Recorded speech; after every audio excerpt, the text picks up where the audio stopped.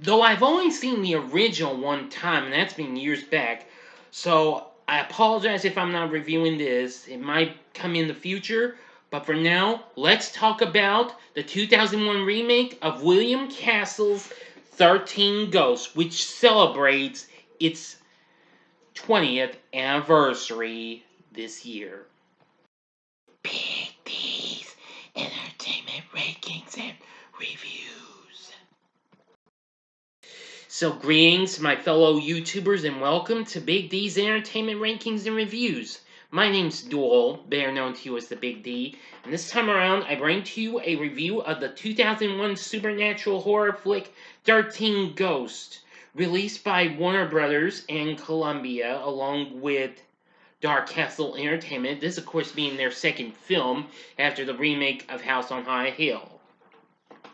The film is a remake of the 1960 film by William Castle. The remake is directed by Steve Beck, starring Tony Shaloub, along with Embeth Davidtz, Matthew Lillard, Shannon Elizabeth, Alec Roberts, F. Murray Abraham, and female rapper Rah Digga. Now, it looks like I am early for its anniversary because it won't be having its anniversary until next week on the 26th of this month. It was released on October 26, 2001, so I'm a little early for its anniversary. So I'd say it'll be alright.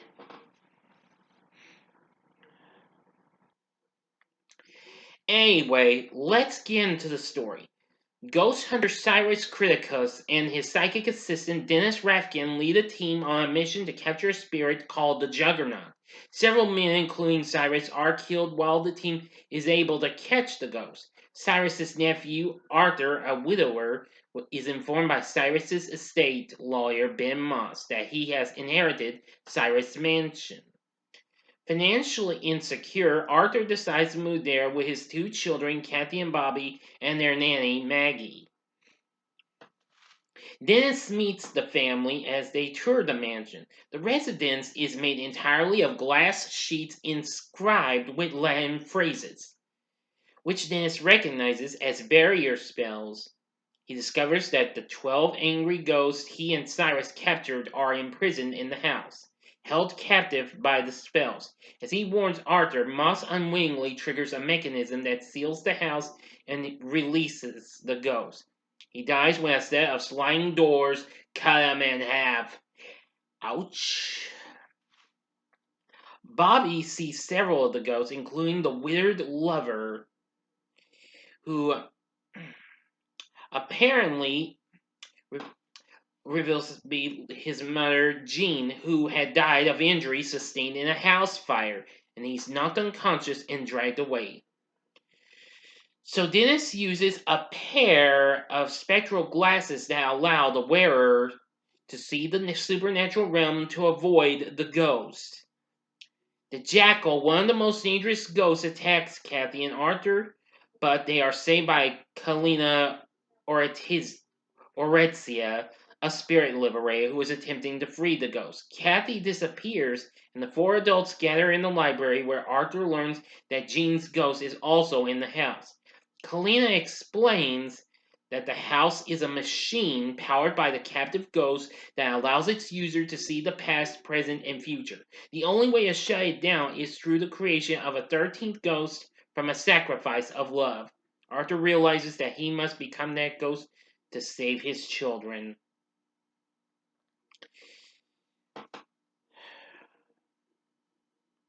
Yes. Anyway, the other ghosts, aside from the ones that I've already mentioned, the Jackal and the Juggernaut, the others are the firstborn son, the torso, the bound woman, the withered lover, as I've already mentioned, the torn prince, the angry princess, the pilgrimess, the great child, the dire mother, and the hammer. Yeah. really scary and what have you. Armed with the spectral glasses, Arthur and Dennis enter the basement to find the children. Dennis barricades Arthur behind a glass sheet for his protection, but he's beaten to death by the Hammer and the Juggernaut, two other dangerous ghosts. It is revealed that Cyrus faked his death to lure Arthur to the house. Kalina is his partner, revealed when she knocks Maggie unconscious with a large book and promptly kisses Cyrus upon his arrival. Cyrus has orchestrated the abduction of Kathy and Bobby so that Arthur will become the 13th ghost, which will not stop the machine as Kalina had claimed, but triggered its activation. Cyrus kills Kalina, who objected to Cyrus putting the children in danger, and summons the ghost to activate the machine. Now for the ending, you know the procedure as always. 5 seconds to stop this video, go to the description box, fast forward to the time below if you've seen the movie already, continue on.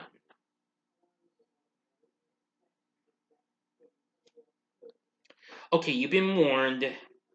In the main hall, Arthur witnesses all 12 ghosts orbiting a clockwork device of rotating metal rings. With his children at the center, he fights Cyrus while Maggie disrupts the machine's controls, releasing the ghost from its power and causing the machine to go haywire. The ghosts hurl Cyrus into the moving rings, slicing him to pieces. With the encouragement of Dennis's ghost, Arthur jumps through the machine safely to protect his children. The walls of the house shatter as the malfunctioning machine rips itself apart, freeing the ghost. And Jean's ghost tells them she loves them before she disappears. And in the end, as the family departs from the house, Maggie angrily declares that she is quitting as their nanny. End of story.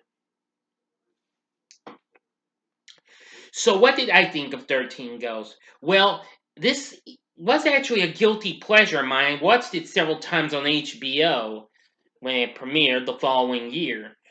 And I gotta say, I had a fun blast with this. This was so good. And what have you. Anyway, now the cast was pretty good as a matter of fact. Now, we have Tony Shaloub. Most of y'all know him from some movies like the first two Men in Black movies, and also TV's Monk, he plays Arthur. Embeth Davidtz, who I'm pretty sure I know that name. Yeah, who was in movies like Army of Darkness.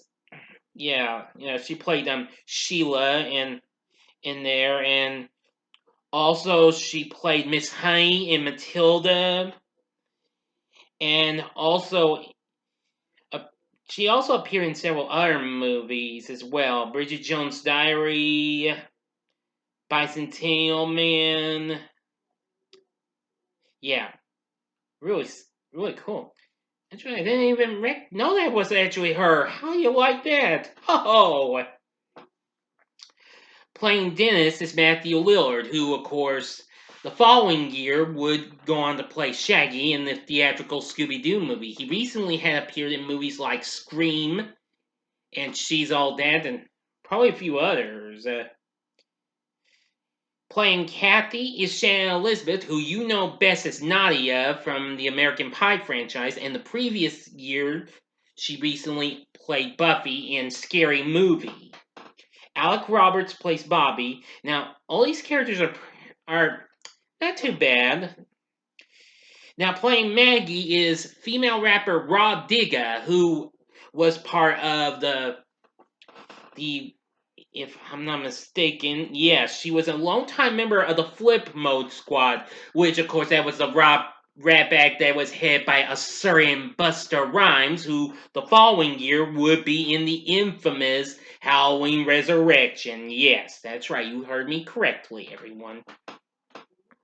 Let's see, F. Murray Abraham plays Cyrus, and, well, that's about it.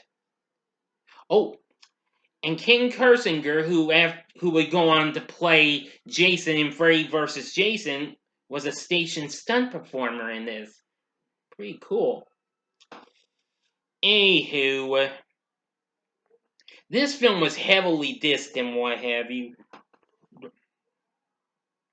and it was a bit of a commercial disappointment. It failed to only bring in 68 million worldwide.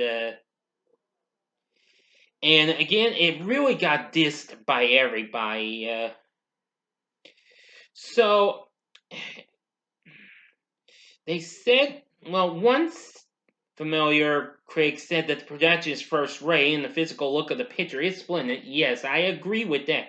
But the story and the lack of interesting characters, loud soundtrack, and poor editing, well, some of that is kind of okay and all. The cast, the story is, way a mixed bag. But still, I've got to give credit to this film trying to do its extreme best. It was kind of freaky, but I did like how some of those ghosts appeared to be, etc., etc., etc., etc. Anyway, that's about it. That's about all I can tell you. And, well, the score from John Frizzell is not too bad. Also, Rob Digga actually contributed the song Mirror Mirror, which you hear at the end credits to the film.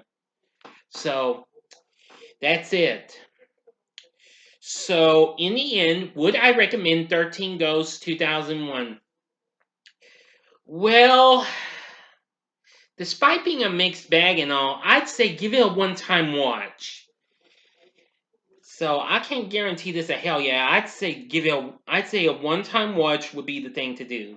If you're not satisfied with it, then don't bother with it again. You be the judge.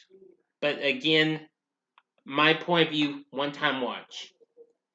If you like it, then keep on enjoying it. Anyway, that'll do it. What are your thoughts on 13 Ghosts 2001? You can tell me in the comments section below. If you like this video, click the like button below, subscribe to my channel, and be a part of the Big D Nation.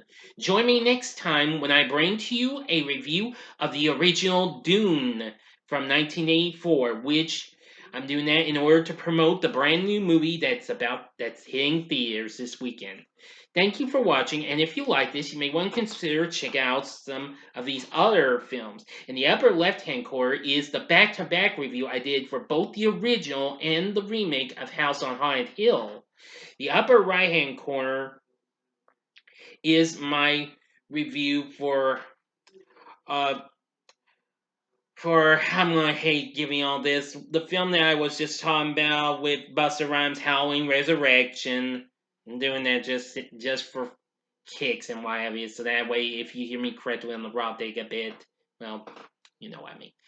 Or if you want something a little more recent, go to the bottom or go see my review of the 1970 film Equinox, which I did for my fellow YouTuber Blade Obsession, which I recently watched. And I don't give the whole movie away.